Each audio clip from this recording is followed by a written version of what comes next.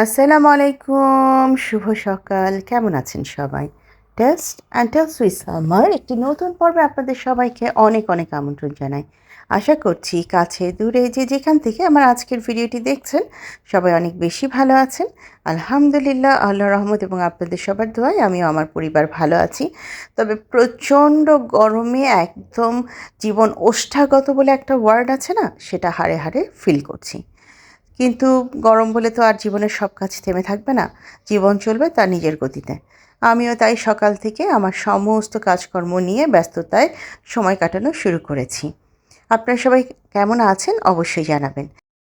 আমার ইউনিও কিন্তু তার নিজের মতন করেই গরম উপভোগ করছে। একবার বিছানায় থাকছে তো একবার মেঝেতে গড়াগড়ি খাচ্ছে।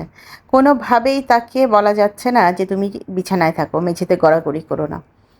তো আজকে অনেক দিন পর আবার বিছানার চাদরটা চেঞ্জ করে এই চাদরটা বিছিয়ে দিচ্ছি।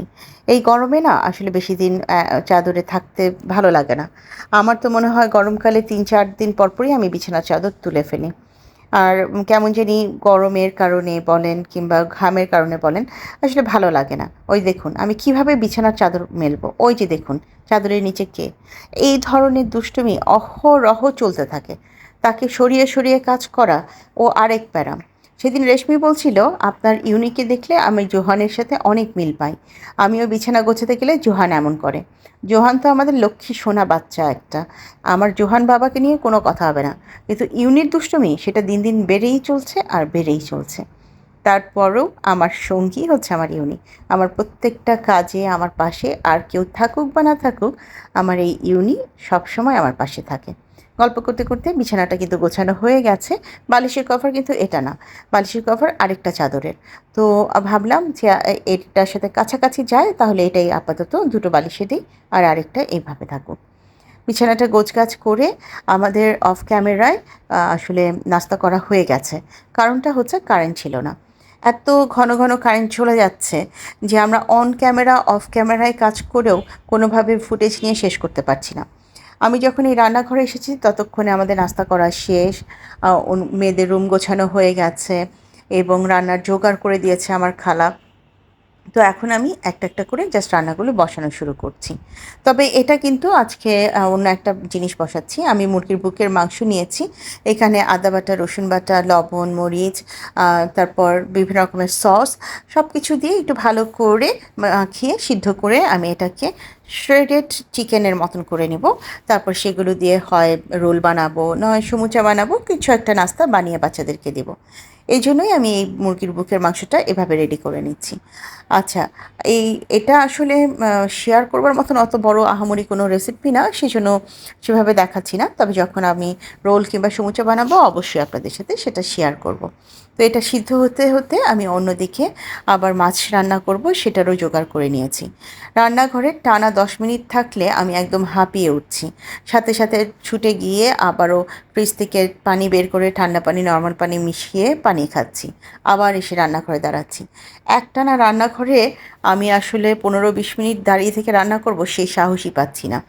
আর আমাদের মতন যারা ছুটাছুটি করে ঘরে বাইরে কাজ করেন, মানে বাচ্চাদের নিয়ে স্কুলে যাওয়া আসা, কোচিংয়ে ছুটাছুটি করা, তাদের জন্য তো এই গরমটা আরও ভয়ঙ্কর। আমার স্পষ্ট মনে আছে এরকম গরমে কিন্তু আমি একবার ভীষণ অসুস্থ হয়ে পড়েছিলাম, ইউরিন ইনফেকশন পর্যন্ত হয়ে গিয়েছিল, একদম বিছানায় পড়ে গিয়েছিলাম। তো এই জায়গাটার থেকে আমি এত ভয় পেয়েছি, আমি এখন গরমকালে নিজ দায়িত্বে অনেক বেশি বেশি পানি খাই, কিংবা কোনো জুস খাই, শরবত খাই, যাই হোক নিজেকে সারাক্ষণ চেষ্টা করি পানির মধ্যে রাখার, পানি খাবার, ডিহাইড্রেট যেন না হই সেভাবে থাকার চেষ্টা করি। অনেকক্ষণ পর ডিহাইড্রেট ওয়ার্ডটা মনে পড়লো, এতক্ষণ চেষ্টা করেও মনে করতে পারছিলাম না। ব্রেন পচে যাচ্ছে, বয়স হয়ে যাচ্ছে। আপনারা না বুঝতে পারলেও আমি বুঝতে পারছি। চলুন এখন কিভাবে কি করছি সেগুলো আপনাদের সাথে শেয়ার করি। নিশ্চয়ই খেয়াল করেছেন, আপনাদের সাথে গল্প করতে করতে এদিকে কিন্তু আমি মশলা কষিয়ে শোল মাছ কষিয়ে নিচ্ছি। আজকে আমি ডাঁটা দিয়ে শোল মাছ রান্না করব। আসলে গরমকালে এই ডাঁটা দিয়ে মাছের যে কোনো ঝোল খেতে আমার হাজব্যান্ড খুব বেশি পছন্দ করে। তো আমি সবসময়ই চেষ্টা করি একটা এরকম ঝোল টাইপের আইটেম টেবিলে রাখতে। বাচ্চাদের জন্য মুরগি থাকবে সেটা তো চিরন্তন সত্য, কিন্তু এরকম একটা পাতলা ঝোলের মাছের তরকারি সবসময়ই গরমকালে আমার টেবিলে আপনারা দেখতে পাবেন। ওদিকে কিন্তু ওই মুরগির বুকের মাংসটাও মোটামুটি সিদ্ধ হয়ে গেছে, এদিকে মাছটাও কষানো হয়ে গেছে। এখন আমি আগে থেকে ভাপ দিয়ে রাখা ডাঁটাগুলো এখানে দিয়ে দিচ্ছি আর একটু বেশি করে ঝোল দিয়ে দিব। ব্যাস তরকারিটা একটু ভালোভাবে ফুটে উঠলে তারপর আমি এটা বন্ধ করে ফেলবো। আচ্ছা, এই রান্না করতে করতেই আমি আমার খালাকে বলেছি একটু তরমুজটা কেটে ফেলো, আমি এখনই গিয়ে তরমুজের জুস করব, তারপর আমরা সবাই মিলে খাবো। যেহেতু ঘরে খালাও আছে, আমরা সবাই মিলে একটু বেশি করে তরমুজের জুস খাবো, এই চিন্তাভাবনা থেকেই বলা। আপনারাও চেষ্টা করবেন সিজনাল ফলের সবসময় কিছু না কিছু ঘরে রাখতে এবং খেতে। তো এরকম গরমে আম তো এখনও পুরোপুরি নামেনি, কাঁচা আমের জুস, তরমুজের জুস। সেদিন লাকি আপাকে দেখলাম উনি তেঁতুলের জুস করে খেয়েছেন, উনি কাঁচা আমের জুসটারও রেসিপি দেখিয়েছেন। তো মোটামুটি সিজনাল ফলের একটা না একটা জুস খাওয়ার অবশ্যই চেষ্টা করবেন। এই যে রান্না বসিয়ে দিয়ে আমি এখন এসে ফ্যানের নিচে এই তরমুজের জুসটা খাচ্ছি, একটু রিফ্রেশ হয়ে আবারও চলে যাব বাকি রান্নাগুলো শেষ করতে। কারণ রান্নাঘরের টানা দাঁড়িয়ে থেকে কোনোভাবেই আমি রান্না করতে পারবো না, আমার পক্ষে সম্ভব না। এই যে আমার মাছ রান্নাটা প্রায় শেষ, আমি এখন এটাকে প্লেটে বেড়ে নিব। আর তারপর এই পাতিলটাই আমি আবার মুরগি করব, পাতিলটা ধুয়ে নিয়ে। আজকাল না খুব এক্সট্রা পাতিল টাতিল বের করে ব্যবহার করতেও ভালো লাগে না। যত জিনিস বের করব তত আবার সেগুলো জমে যাবে, খালাদের উপরে কষ্ট দেওয়া হবে। সেই জন্য আমি চেষ্টা করি আমি নিজেই এক পাতিলে একটু ভালো করে ধুয়ে নিয়ে নিজেই আরেকটা আইটেম রান্না করে ফেলতে। তো এখানে আমার মাছ রান্নাটা হয়ে গেছে, এটাকে এখানে প্লেটিং করছি। আর এবার আমি পাতিলটা ধুয়ে এখানে বাচ্চাদের জন্য মুরগি রান্না করব। আজকাল একটা নতুন জিনিস খেয়াল করছি, আমার বাচ্চাদের মুরগির প্রতি আগ্রহটা ধীরে ধীরে কমে যাচ্ছে। তারা প্রায়ই বলছে, মা মুরগি খেতে আগের মতো ভালো লাগে না, অন্য কিছু ট্রাই করব। অন্য কিছু বলতে কখনো গরুর মাংস খেতে পছন্দ করছে, কখনো হাঁসের মাংস খেতে পছন্দ করছে। আবার মাঝে মাঝে দেখছি এক দুই টুকরা মাছও প্লেটে তুলে নিচ্ছে। বড়জন তো ঠিকঠাক মতন খাচ্ছে, ছোটোজন তেমন একটা মাছ পছন্দ করে না। তো আমিও বুঝতে পারছি হয়তোবা ওদের ফুড হ্যাবিটটা একটু একটু করে চেঞ্জ হচ্ছে। আল্লাহ আল্লাহ করছি যাতে পুরোপুরি বাঙালি হ্যাবিটে চলে আসে। তা না হলে এটা যে কত বড় প্যারা, এই প্যারা আসলে বলে বোঝানোর মতো না। এখানে মশলাটা ভালো করে কষিয়ে নিয়ে আমি মুরগিটা কষাতে দিচ্ছি। এক কষানি হবার পর তারপর এখানে আলু আর ঝোল দিয়ে দিব। এই মুরগিটা যখন কষাচ্ছিলাম সেই সময় কলিং বেল বাজলো এবং আমি বুঝতে পারলাম আমার একটা পার্সেল এসেছে। চলুন মুরগিটা বসিয়ে আমরা সবাই একসাথে গিয়ে দেখব কী এসেছে। এই যে দেখুন, আজও একটা নতুন শিপমেন্ট এলো আমার বাসায়। আ গত সপ্তাহে ২ টো শিপমেন্ট এসেছে, আজ একটা, এই নিয়ে ৩ টা। ইনশাল্লাহ সামনে আরও আসবে। অল্প অল্প করে শিপমেন্টের সমস্ত জিনিস আসা শুরু করেছে। আলহামদুলিল্লাহ, আল্লাহর কাছে অনেক শুকরিয়া জানাচ্ছি যে আস্তে আস্তে আবারও আমি আমার বিজনেসটায় ফোকাস করতে পেরেছি এবং কাজ শুরু করতে পেরেছি। কতটুকু একেবারে কন্টিনিউয়াসলি কাজ করতে পারবো জানি না, কারণ পুরোটাই ডিপেন্ড করে আমার মেয়েদের ব্যস্ততার উপর, আমার ব্যস্ততার উপরে। কিন্তু চেষ্টা করে যাচ্ছি প্রতিনিয়ত একটু একটু করে কাজ করবার। আমি অত ডেডিকেটেড বিজনেস ওম্যান না। তবে আমার কাছে মনে হয় সময় কাটানোর জন্য যতটুকু ব্যস্ত থাকা দরকার ওটুকু থাকতে পারলেই হলো। না আছে আমার কোনো মডারেটর, না আছে কোনো হেল্পিং হ্যান্ড। আমি নিজেই আমার বিজনেসের A to Z সব কিছু নিজে করি। কাস্টমার ডিলিং থেকে শুরু করে প্রাইসিং, প্যাকেজিং, এভরিথিং। সব কিছুর পিছনে আর যে দুটো হাত আছে সেটা হচ্ছে সালমার। এখানে কারো কাছ থেকে আমি এক বিন্দু সাহায্য নেইও না, চাইও না। আমার নিজের বিজনেস সম্পূর্ণ নিজের পরিশ্রমেই গড়ে উঠছে, ধীরে ধীরে একটু একটু করে এগিয়ে চলছে। এই যে এই প্যাকেজটা করছি, এটার একটা ছোট্ট গল্প আজকে আপনাদের সাথে শেয়ার করব। এই বাটিগুলো তো মাশাআল্লাহ আপনারা খুব পছন্দ করেছেন। আমি ৮ পিস বাটি এনেছিলাম, ১ পিসও নেই, নিজের জন্য ১ পিসও রাখতে পারিনি। ৮ পিসই সোল্ড আউট হয়ে গেছে। একজন আন্টি এই দুটো বাটি নিয়েছেন। এটা আসলে সুপি নুডলস খাওয়ার সসপ্যান।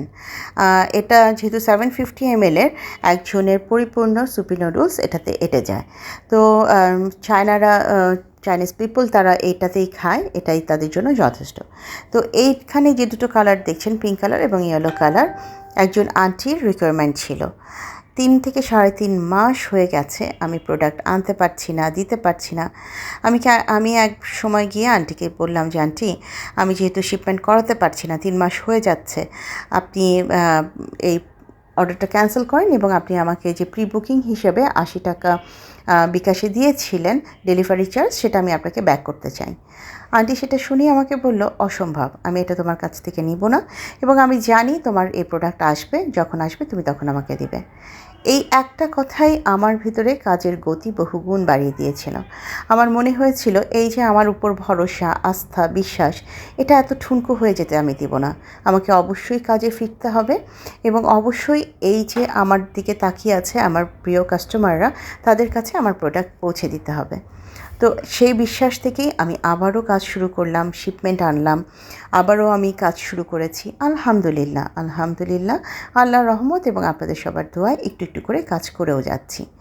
এক একটা প্যাকেজিংয়ের পিছনে অনেক গল্প থাকে, অনেক পরিশ্রম থাকে, সেটা অদৃশ্য, ওটা আপনারা জানেন না, ওটা আমাদের নিজস্বের পরিশ্রমের অংশ। খুব বেশি লাভ যে একটা প্রোডাক্ট থেকে আমরা করি এটা মনে করবেন না। আমরা চায়না ইম্পোর্টেড প্রোডাক্ট নিয়ে কাজ করি, বিশ্বাস করেন আমাদের লাভ থাকে খুব সীমিত। আর যেহেতু আমি পার্সোনালি আমার কথা বলছি, আমার কোনো অফিস নেই, আমার কোনো কর্মচারী নেই, আমার কোনো আদার্স খরচ নেই, সেই জন্য আমার খুব বেশি লাভ করারও প্রয়োজন নেই। আমার অল্প লাভেই আমার হয়ে যায়। তবুও সেই অল্প লাভটাও অনেক সময় আমার হাতে থাকে না, কারণ আপনারা তখন আমার কাছে বলেন যে আপু প্লিজ দাম কমিয়ে দেন, এটা করেন সেটা করেন। আপনাদের অনুরোধ রাখতে গেলেও অনেক সময় আমি আমার লাভের অংশকেও মাইনাস করে ফেলি। তবুও মনে করি ঠিক আছে, কাস্টমার হ্যাপি তো আমিও হ্যাপি। একটু ভিডিও রিলেটেড কথায় আসি। পার্সেলটা রেডি করে আমি দুপুরের খাবার টেবিলে দিয়ে চলে যাচ্ছি, গোসল করব, নামাজ পড়ব, তারপরে এসে ভাত খাবো। তো আমি যে গল্পটা করছিলাম সেটার বাকি অংশটা আবারও টেনে নিয়ে যাচ্ছি।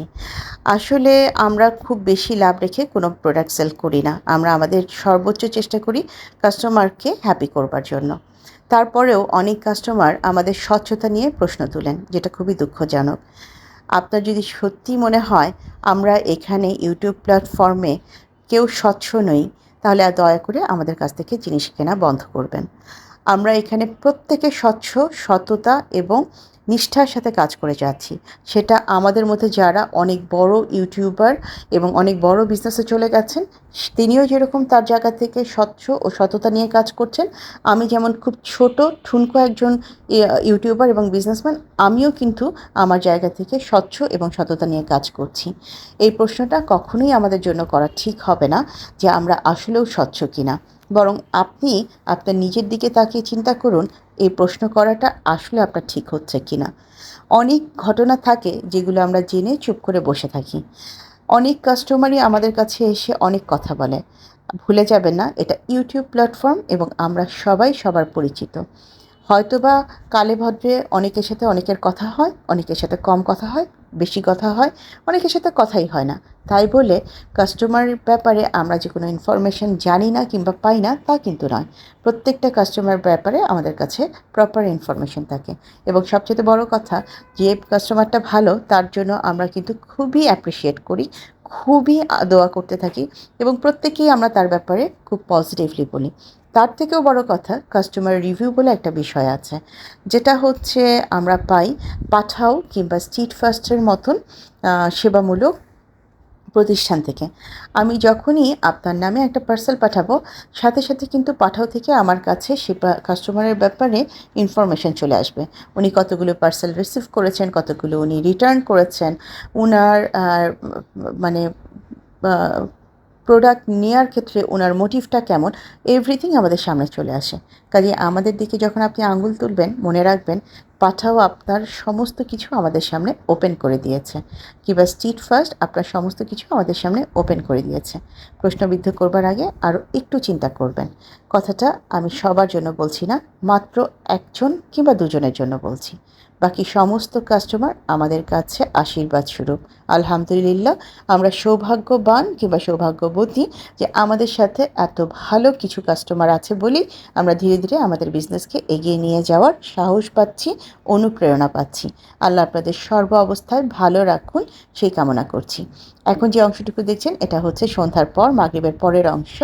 আমি একটু নাস্তা বানিয়ে আনলাম, যেহেতু বাসায় হাজব্যান্ড ছিল, তো বললাম যে একটু লাচ্ছি সেমাই করি, আর সেই সাথে একটু ডালের বড়া করে এনেছি। তো আজকে সন্ধ্যায় এটাই নাস্তা খাবো, সাথে মুড়ি নিয়ে বসেছি। আসলে এই বড়া দিয়ে মুড়ি খেতে আমার খুব বেশি ভালো লাগে। আর খুব এক্সপেক্ট করছিলাম আল্লাহ একটু বৃষ্টি দাও, কিন্তু বৃষ্টি হয়নি। তবুও সন্ধ্যায় আড্ডা দিতে দিতে এই মুড়ি বড়া এবং এই লাচ্ছা সেমাই খেতে খারাপ লাগেনি। আজকে একদম ভিডিওর শেষে আপনাদের সাথে আরও একটা বিষয় একটু শেয়ার করছি। আমি অনেকদিন থেকে বিজনেস করছি, কিন্তু আমি কখনোই আমার নিজের জন্য কোনো কিছু সঞ্চয় করি না। হাতে কোনো টাকা আসলে হয় শিপমেন্টের পিছনে দিয়ে দেই, নয় প্রোডাক্ট পারচেসের পিছনে দিয়ে দেই, নাহলে নিজের কোনো একটা শখ পূরণ করে ফেলি, নাহলে বাচ্চাদের বই কিনে দেই, বাচ্চাদের আবদার মিটাই, কখনো কখনো দান সদকা করি। এইসব পারপাসে চলে যায়, কিন্তু নিজের জন্য কখনো কোনো কিছু সঞ্চয় করি না। আজ নিজের জন্য একটা কিছু করব বলে এই সঞ্চয়ের ব্যাংক টাইপের যে বক্সটা আছে সেটা নিয়ে এসেছি। ফেসবুকে এটা খুব ভাইরাল, দেখলাম অনেকগুলো পেজ এটা বিক্রি করছে। তো আমিও একটা নিলাম আমার নিজের জন্য। এটাতে মোটামুটি 50,000 টাকা রাখা যাবে। এই যে দেখুন কোন কোন অ্যামাউন্টগুলো দেওয়া আছে। এখানে 50 টাকা রাখতে পারবেন, 100 টাকা রাখতে পারবেন, 200, 500, 1000, সবগুলোর অ্যামাউন্টই এখানে কম বেশি লিখে দেওয়া আছে। আর আমি এই ব্যাংকটা নিয়েছি 50,000 টাকার। এই ব্যাংকের সমস্ত অ্যামাউন্ট যখন ফুলফিল হয়ে যাবে তখন 50,000 টাকা জমে যাবে। এদিক দিয়ে রাখতে পারেন গোল করে ছোটো নোটগুলো আর ভাঁজ করে বড় নোটগুলো। তো আমি এটা এই জন্যই চিন্তা করেছি যে আজকে আমি কোরবানি ঈদের আগে এই ব্যাংকটা স্টার্ট করলাম। আল্লাহ যদি দেয় তাহলে 2027-এর কোরবানির ঈদের পর্যন্ত যদি আমি বেঁচে থাকি, তাহলে আমি আমার নিজের টাকায় কোরবানি দিতে চাই এবং কিছু দান সৎকার করতে চাই। তো সেই চিন্তাভাবনা থেকেই এই ব্যাংকটা নেওয়া। শুধু সেই ব্যাংকটা নিয়েছি তা না, আমি এই ব্যাংকে কিছু টাকাও রেখেছি। চলুন আপনাদের সামনেই না হয় রাখি। আমি আজকে প্রথম রাখবো দুটো 500 টাকার নোট।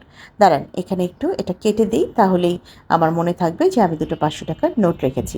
ভালো কথা, এই পেনটাও কিন্তু ওরা আমাকে এই বক্সের সাথে ফ্রি দিয়েছে। এখানে 500 টাকা দুটো নোট যে রাখছি সে দুটো নোট কেটে দিলাম। তার মানে এখানে আমি 1000 টাকা এখন রেখে দিচ্ছি। আপনাদেরকে সাথে নিয়ে শুরু হলো আমার পথযাত্রা। আল্লাহ চাহে যদি বাঁচিয়ে রাখে, যদি বেঁচে থাকি, তাহলে ইনশাল্লাহ এই বছর না আগামী বছরের কোরবানি আমি আমার নিজের টাকায় দিব এবং যদি সম্ভব হয় কিছু দান সদকাও করব। তো আপনাদের সাথে এই আইডিয়াটা আমি শেয়ার করলাম। জানাবেন আপনাদের কেমন লাগলো আমার আজকের আইডিয়াটা। আজ এই পর্যায়ে থেকেই আমি আপনাদের সবার কাছ থেকে বিদায় চাইছি। যদি ভুল কিছু বলে থাকি হাত জোর করে ক্ষমা চাইছি।